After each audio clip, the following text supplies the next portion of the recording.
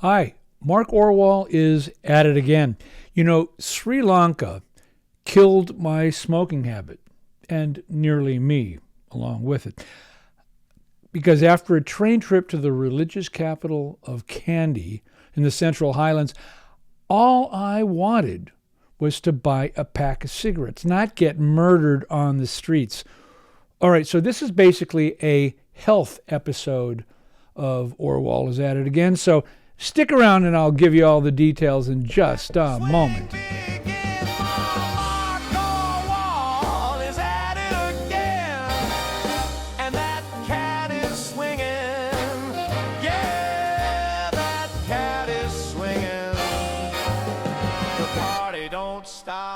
The Temple of the Tooth in the ancient religious capital of Kandy.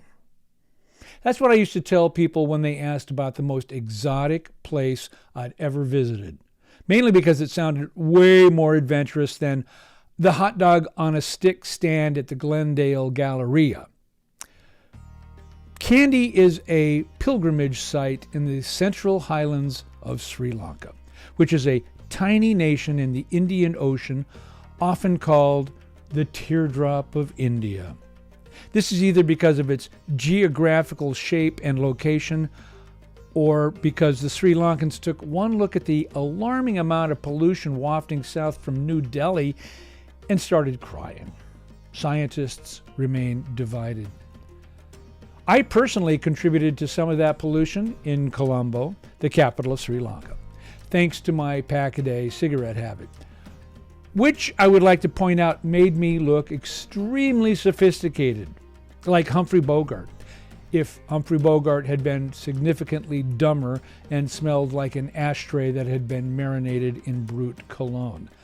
But here's the good news. I don't smoke anymore.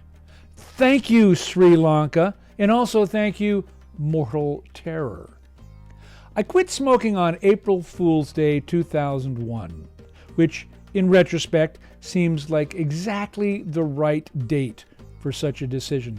I credit in part a memorable experience I had one night near the waterfront in Colombo, an experience that to this day leaves me trembling in the night, although admittedly some of that is because I drink coffee at 11 p.m.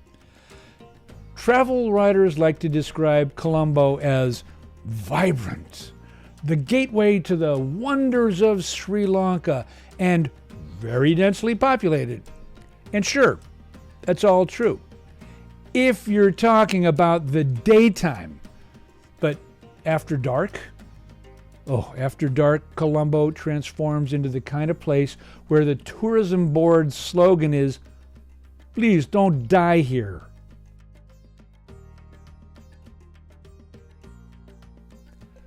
I was supposed to meet a ship that would ferry me across the Bay of Bengal to North Sumatra, which is 4,842 miles to the east.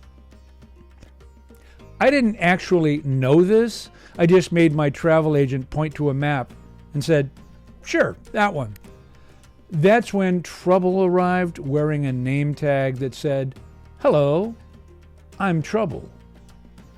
I showed up at the port only to learn that our departure would be delayed by at least 5 hours because the fueling tender didn't have enough ballast to reach the fuel ports. I have absolutely no idea what any of those words mean in that particular order, but that's what the guy told me, and he seemed pretty confident about it.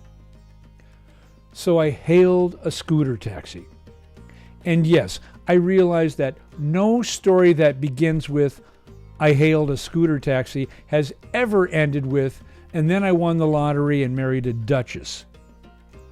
These are simply facts. I had the driver drop me off near the Taj Samudra, a proper hotel where I'd slept the previous night. It was in what I remembered as a decent neighborhood, but, and I cannot stress this enough, that was during the daytime when things are visible and less stabby. After my scooter driver zoomed away, presumably to tell his family about the stupid American, I realized that nothing whatsoever was happening in this neighborhood. No cafes. No pubs. No cheerful sounds of humanity.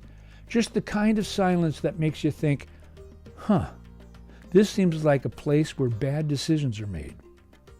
So naturally, being a veteran travel writer with years of experience making bad decisions, I thought, I'll bet the pubs are over in that direction. This is the same kind of flawless logic that leads people to pet strange dogs and invest in cryptocurrency.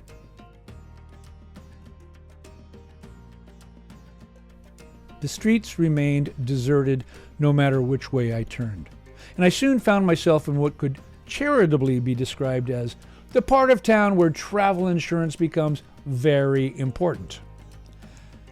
But wait, in the distance, down a long, narrow street, I saw a light, a shop, evidence of civilization. I may have actually jogged toward it like I was in a Mentos commercial. Inside, I found the usual exotic fare: 25-kilo bags of rice, cans of vegetables, several jars of what appeared to be either organ meat or the contents of a high school biology lab, and approximately 6 bottles of water in a refrigerator case that had apparently given up refrigerating sometime during the Reagan administration. Having exhausted the store's attractions in roughly 11 seconds, I approached the counter and asked the young cashier for a pack of capstans. When he told me the price was about $1.10 US, my brain, which had been majoring in bad ideas that semester, kicked into gear. "Tell you what, buddy," I said, radiating the confidence of someone who has never been punched in an alley. "How about you sell me 2 packs for $2? Easiest sale of your day." Now, here's the thing about being in a rundown section of a third world country and loudly negotiating in English. You become the entertainment. 5 or 6 young men who had been drinking tea near the door immediately stopped what they were doing to watch this thrilling episode of white guy haggles badly. Some shook their heads. Others nodded. At least one probably said something along the lines of, "This is going to end poorly." The clerk eventually accepted my $2 bill, which I'd been trying to unload for a month. I pocketed my cigarettes and walked back into the street, heading in the same direction as before, which is to say, absolutely no particular direction at all, since I had no idea where I was or where I was going. This is what we investigative journalists call a strategy. At the next corner, I encountered what can only be described as a situation. 50 or 60 young men were gathered in the middle of the street, some yelling, some shoving, and some just standing there watching, the way people do when they think violence might break out and they don't want to miss it.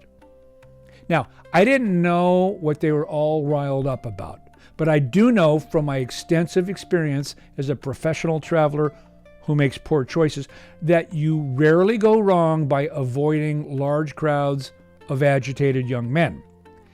It's right there in Chapter 3 of the Traveler's Handbook, right after "Don't drink the water" and before "That's not a service dog." So instead of walking through the angry mob, which would have been insane, I made a left turn. This seemed brilliant, except it turned out to be what experts call the opposite of brilliant. This new street was lined with drunk men, and I don't mean tipsy after a wine tasting. I mean drunk, vomiting, arguing with lampposts, using buildings as urinals, the whole 9 yards of inebriation. I walked faster past the Festival of Public Intoxication until I reached the section of road that had, and I bet you guessed this, no streetlights whatsoever. "Welcome to Colombo. We hope you made a will." It can't get worse, I thought. This is called tempting fate, and fate is not known for its sense of humor. It got worse. An old man materialized from a darkened doorway and grabbed my elbow. "You want hash?" he whispered urgently. "A nice young girl." I jerked away and power walked into the darkness, which was now complete and total. The kind of darkness where you're absolutely certain there are assassins with scimitars waiting around every corner. I had only the vaguest sense that my ship was somewhere over there. Maybe, possibly, who knows? Full disclosure. I realize I am what my wife, Kathy, describes as a complete moron. Someone who should absolutely not be allowed to travel alone, and Exhibit A in why men shouldn't be left unsupervised. At least I'm self-aware after the fact, which doesn't really count.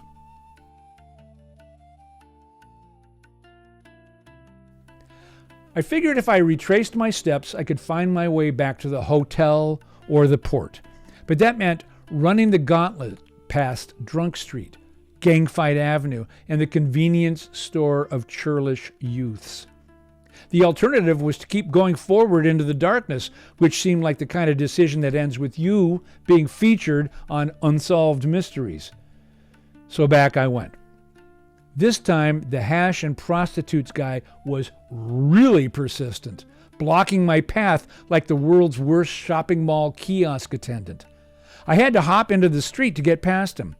One drunk man yelled something at me in Sinhala, which I'm fairly certain did not translate to, "Have a blessed evening, friend." Back at Gangfight Avenue, the crowd was dispersing, but still looked ready to rumble at any moment. I turned onto what I hoped was the right street and saw the most beautiful sight in the entire world. The shining tower of the Taj Samudra, maybe a quarter of a mile away. I was going to march right into the Lattice Lobby Lounge and have Samir make me a bone-dry martini with 2 olives. And I might need another one immediately after, and maybe a third for good measure, and possibly some kind of sedative. This is the part where you think the story is over and everything is fine. Ha. No. With the hotel literally in sight, I heard a voice behind me. "Hey, you dirty thief!" It was a line straight out of a film noir, except delivered with a South Asian accent. Before I could even process what was happening, I was surrounded by 4 teenagers. One of them was holding up the $2 bill I'd used at the cigarette shop. Apparently, the cashier, who was not exactly a math whiz, had miscalculated the exchange rate by about 30 cents. Rather than absorb this devastating financial loss, he had dispatched his posse to track me down for 30 cents. 30 cents. The 4 young men escorted me, and escorted is a polite word for frog-marched while making threatening gestures, back to the shop. More of the owner's friends had gathered outside, and they looked at me with what I would describe as non-friendliness. More specifically, the kind of look that suggests dental work may be required soon. "What do you want?" I demanded, trying to sound indignant and worldly, but probably sounding more like someone who desperately wished he'd stayed home and watched Murder, She Wrote instead. 30 cents, the cashier said, tapping the counter. Now, I've been threatened before, usually by the boyfriends of women I didn't even know I was flirting with, but I wasn't about to get beaten up over pocket change.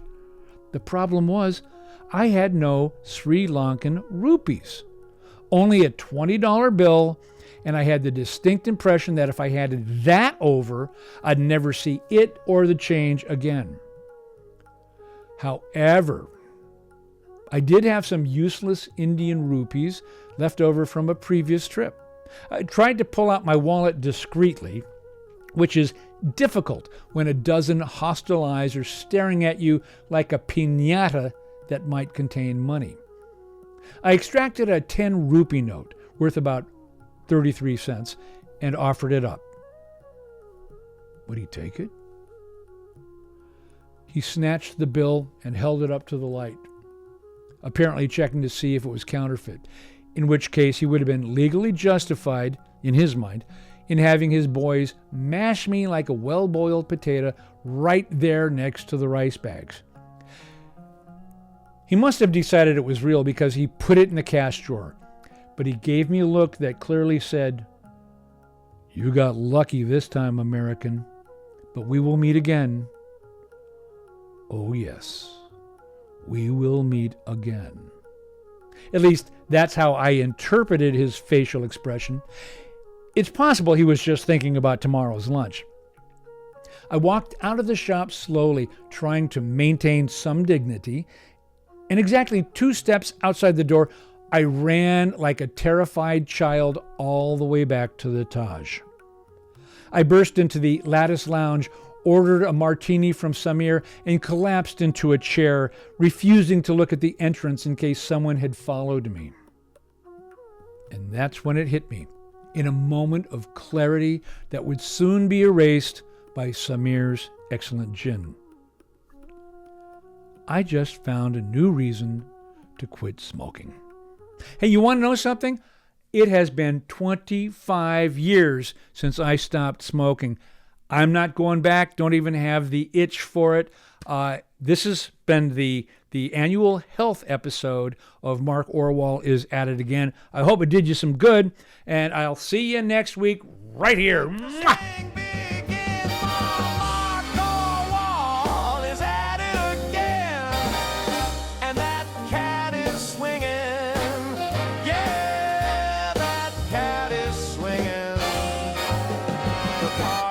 Stop when Mark's in the spin.